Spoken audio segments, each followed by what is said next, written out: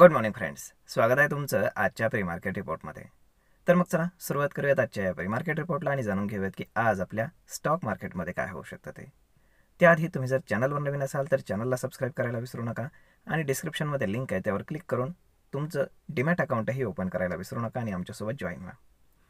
तर मग चला सुरुवात करूयात आजच्या व्हिडिओला. मित्रांनो, काल आपण पाहिलं की एक रिलीफ आपल्याला मिळालेला आहे, म्हणजेच मार्केट ग्रीनमध्ये क्लोज झालेलं आहे. परंतु आता या गोष्टीला काहीतरी पॅन आउट करण्यासाठी ट्रिगर्स पाहिजेत. ते फार महत्त्वाचे आहेत. म्हणजेच आयदर मार्केट डाऊन साईड किंवा अपसाईड दोन्ही बाजूला ट्रॅव्हल करू शकतं, परंतु त्यासाठी ट्रिगर्स हवेत. मग ते नक्की काय असू शकतात हेच आपण या व्हिडिओमधनं जाणून घेऊयात. सगळ्यात सुरुवातीला जाणून घेऊयात की काल रात्री US मार्केटमध्ये काय झालं. तर मित्रांनो, US मार्केट काल रात्री फेल झालेलं आहे आणि त्याच्या मागचं बेसिकली रिझन आहे तिथे आलेला सर्व्हिस PMI डेटा हा एक्सपेक्टेशनपेक्षा फार चांगला आला आहे. मग आता तुम्ही म्हणाल चांगला डेटा आला तर मार्केट फॉल होण्याचं कारण काय. मित्रांनो, जेव्हा डेटा चांगला येतो, सॉफ्टवेअर येतो, तेव्हा जे रेट कट्स होतात तर त्याच्या पॉसिबिलिटीज कमी होत जातात. काहीतरी क्रायसिस असेल तर गव्हर्नमेंट रेट कट करण्यावरती विचार करतं. म्हणजेच काय की आता रेट कटच्या पॉसिबिलिटीज कमी होतील, त्यामुळे काल तिथे मार्केट पडलेलं आहे आणि जे काही टेक्नॉलॉजी स्टॉक्स आहेत तर ते जास्त पडलेले आहेत आणि त्याचा इम्पॅक्ट आज आपल्याला इकडे आपल्या IT स्टॉक्सवरती नक्कीच पाहायला मिळेल. तर मग आता हा झाला तिथला सिनेरिओ. आता आपल्याकडे येऊयात. काल रात्री आपल्याकडे मार्केट बंद झाल्यानंतर इंडियन GDP डेटा आला, त्याचं फोरकास्ट आलेलं आहे, हे लक्षात घ्या, GDP डेटाचं. तर आता तो जो GDP डेटा आला आहे तो 6.4% आला आहे आणि RBIचं एक्सपेक्टेशन आहे 6.6%. म्हणजेच काय की जेव्हा ॲक्च्युअल डेटा येईल तेव्हा साहजिकच आहे की तो ॲटलिस्ट एक्सपेक्टेशनला मॅच करू शकतो, ही पॉसिबिलिटी आता तयार झाली आहे. म्हणजेच काय, ही गोष्ट आपल्या स्टॉक मार्केटसाठी गुड न्यूज आहे. त्यामुळे काल रात्री तो डेटा आल्यानंतर मार्केट म्हणजे आपले जे गिफ्ट निफ्टी आहे तर ते ऑलमोस्ट 70-80 पॉईंट ग्रीनमध्ये निघालं होतं वरती. त्यानंतर जेव्हा US मार्केट चालू झालं आणि तिथे तो डेटा आला त्यानंतर ते पूर्ण गेन वाईप आउट झाला. अजून 100 पॉईंट गिफ्ट निफ्टी डाऊन झाली. त्यानंतर सकाळी पुन्हा रिकवर झाली आणि आता एकदम फ्लॅट ट्रेड करते. म्हणजेच काय की मार्केट असं ओपन होईल ऑलमोस्ट 10 पॉईंट इकडे 10 पॉईंट तिकडे, या रेंजमध्ये कुठेही मार्केट ओपन होऊ शकतं. परंतु फार काही मोठा सिग्निफिकंट मूव आपल्याला गिफ्ट निफ्टीमध्ये दिसत नाही. आता येऊयात काही गोष्टींकडे. ते म्हणजेच आज स्टॉक स्पेसिफिक ॲक्शन राहण्याचे फार चान्सेस आहेत.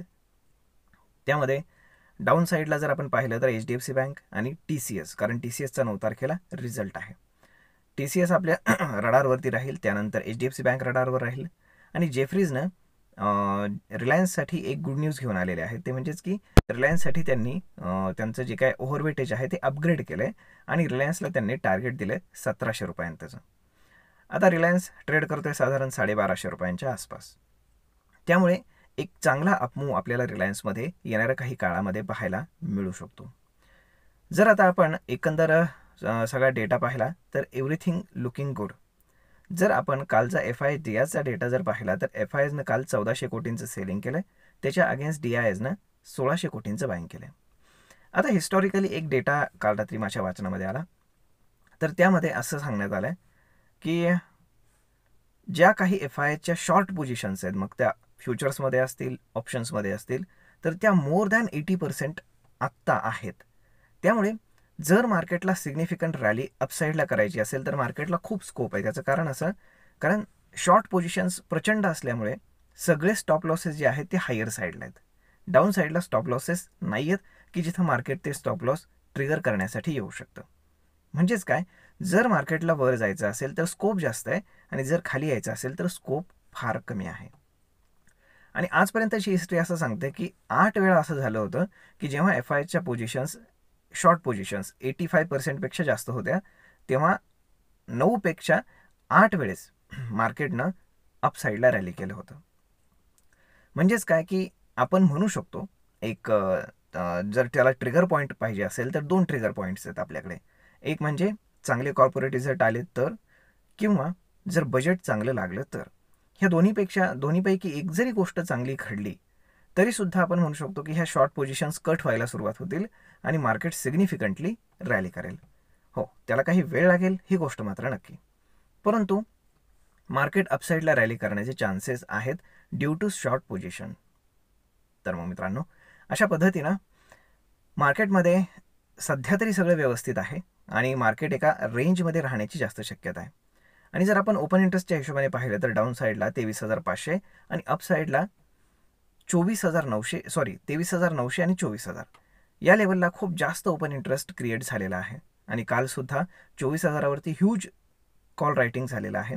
त्यामुळे एवढ्या सहजासहजी मार्केट वीकली बेसिसवरती वर जाऊ देतील याची शक्यता फार कमी आहे.